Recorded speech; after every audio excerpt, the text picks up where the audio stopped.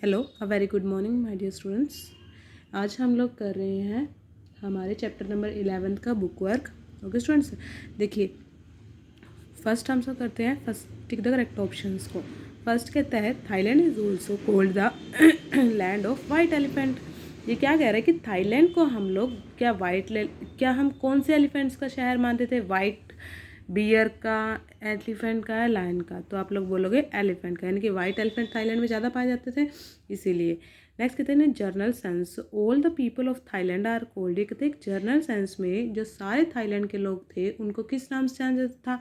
Thighs के नाम से, चाइनीज़ के नाम से या मलयानस के? तो हम बोलेंगे इसको जाना जाता है थाईस के नाम से। ओके स्टूडेंट्स, नेक्स्ट आपको बोल रहा है, देखिए फिलअप्स के बारे में, fill in the blanks fill कीजिए। फर्स्ट ये कहता है most of Thais belong to, यानी कि जो ज़्यादातर थाई के लोग हैं वो किस उसको बिलोंग करते हैं स्टूडेंट्स? तो वो बिलोंग करते थे हमारे बुद्धिज़्म को। नेक्स्ट कहते हैं 60% people of Thailand depend on. जो 60% पीपल हैं थाईलैंड के वो किसके ऊपर डिपेंड करते हैं स्टूडेंट्स? वो डिपेंड करते हैं हमारे एग्रीकल्चर पे, यानी कि हमारी कृषि पे। नेक्स्ट कहता है थर्ड में the national language of the country is, यानी कि थाईलैंड की नेशनल लैंग्वेज क्या थी? तो थाईलैंड की नेशनल लैंग्वेज थी स्टूडेंट थाई।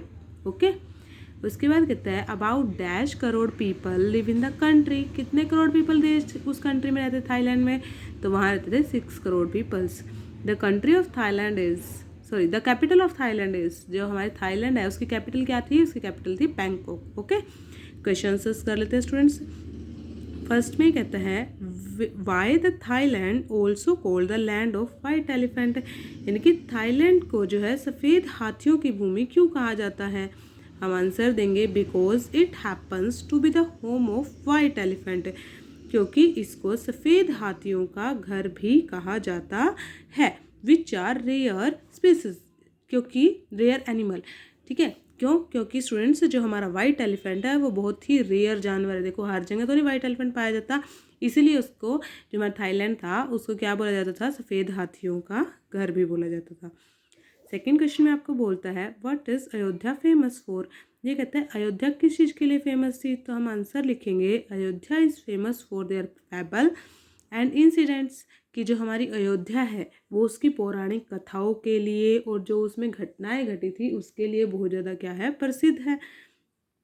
थर्ड क्वेश्चन आपको बोलता है what is the area of Thailand, की जो हमारा थाईलैंड है उसका एरिया कितना है? आंसर दे रहा है the total area of Thailand is 5,13,115 square kilometre, यानी कि इतना क्या है हमारा थाईलैंड का एरिया है। Who introduce Buddhism in Thailand, ये कहते हैं थाईलैंड में किसने बुद्धिज़्म को इंट्रोड्यूस किया? तो हम लिखेंगे Buddhism in Thailand is introduced by the priests from India. ये कहता है ऐसे हमारे जो गुरु थे उन्होंने इंट्रोड्यूस किया, जो भारत से गए हुए थे उन्होंने क्या किया? उन्होंने बुद्धिज़्म को हमारे थाईलैंड में इंट्रोड्यूस किया, यानी कि लोगों को बताया। ठीक है, क्रिश्चियन स्टूडेंट्स आप उनको बोलते हो जैसे हमारे पंडित हो गए, हमारे जो धर्म की ग्रंथों की बातों को फैलाते हैं एक जगह से। ठीक है, नेक्स्ट क्वेश्चन में आपको बोल रहा है फिफ्थ क्वेश्चन में why is politics not a popular subject with the Thais. ये कहते हैं थाइस के अंदर जो राजनीति थी वो एक बहुत ज़्यादा फेमस क्यों नहीं थी? तो हम आंसर लिखेंगे because they have more than enough rice and fruits to eat, क्योंकि उनके पास ना खाने के लिए बहुत सारी चीज़ें थी, राइस और फ्रूट, यानी कि उनको कोई कमी नहीं थी और इसीलिए उनको राजनीति में कोई भी रुचि नहीं थी, ना ही वहाँ पे राजनीति इतनी प्रसिद्ध थी। वर्ड्स इन यूज़ बोल रहा है स्टूडेंट्स, ये तो करते हैं स्टार्ट। नेक्स्ट कहता है I have dash rich on my plate dash rice, sorry, मेरे पास कितने राइस हैं? तो इनफ राइस है उसके पास। कितने राइस है उसके पास? इनफ राइस है, यानी कि बहुत है, उसे और राइस नहीं चाहिए। नेक्स्ट सेकंड में आपको बोलता है I have 2 children a dash and a son. I have 2 childrens a daughter and a son. Okay, third आपको क्या बोलता है? ये कहते हैं the robber enter the house dash the open window, यानी कि थ्रू द ओपन विंडो, यानी कि घर की खिड़की क्या थी स्टूडेंट्स? खुली हुई थी और चोर घर में घुस गए।